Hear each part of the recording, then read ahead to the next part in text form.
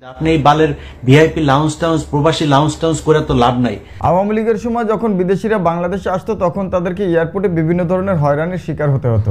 তাদের ব্যাগ পাওয়া যেত না, তাদের লাগেজ এক জায়গা থেকে আরেক জায়গায় ছোড়াছড়ি হতো এবং বিভিন্নভাবে লাঞ্ছনার শিকার হতো কিন্তু প্রবাসী ভাইয়েরা।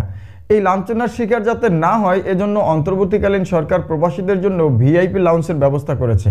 এই ভিআইপি লাউঞ্জের মাধ্যমে তারা ভিআইপিদের লাউঞ্জ থেকে আসতে পারবেন এবং তাদের যে সঙ্গে আসবাবপত্র রয়েছে সেগুলো যত্ন সহকারে তাদেরকে তুলে দেওয়া হবে, কারণ তারা বাংলাদেশের অর্থনৈতিকের ব্যাপারে বিশাল এক ভূমিকা পালন করছে। তাদেরকে রেমিটেন্স যোদ্ধা বলা হয়।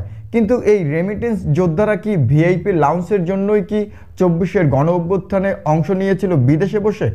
না, তারা আসলে এটা ভিআইপি লাউঞ্জ তাদেরকে দেওয়া হবে বা তাদেরকে এই লাউঞ্জের মাধ্যমে অভ্যর্থনা জানানো হবে, স্বাগত জানানো হবে। মূলত এজন্য কিন্তু এই যুদ্ধটা হয়নি। একটি সরকার জনগণের কিসে উন্নতি হবে, কিসে জনগণ ভালো থাকতে পারবে সেটি কিন্তু বিবেচনা করে সরকারকে একটি প্রজেক্ট তৈরি করতে হয়, পরিকল্পনা করেই কিন্তু সরকারকে ওই বিষয়ে এগোতে হয়। এই ভিআইপি লাউঞ্জের মাধ্যমে পরিকল্পনাটা একটা ভুল ছিল, যেটি সাংবাদিক ইলিয়াস হোসেন তুলে ধরেছেন।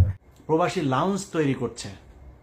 আরে ভাই, পাশার চামড়া লাল হয়ে যায় বাইরে কাজ করতে করতে। 10 বছর 15 বছর বউ পোলাপান থুয়া মধ্যপ্রাচ্যে মানুষ বিদেশ খাটে, তার 5 মিনিট এয়ারপোর্টে যায় না, তার বসতে ইচ্ছা করে না। কখন সে পরিবারের কাছে যাবে তার ওই চিন্তা। আপনি এই বালের ভিআইপি লাউঞ্জ টাউন্স প্রবাসী লাউঞ্জ টাউন্স করে তো লাভ নাই। তাদের জন্য দরকার ছিল 5 লাখ টাকা লাগে সৌদিতে যাইতে, ইন্ডিয়া থেকে যেতে লাগে 70,000। আমার দেশ থেকে কেন 70,000 টাকা একজন মানুষ সৌদিতে যেতে পারবে না? এইটা তার দরকার।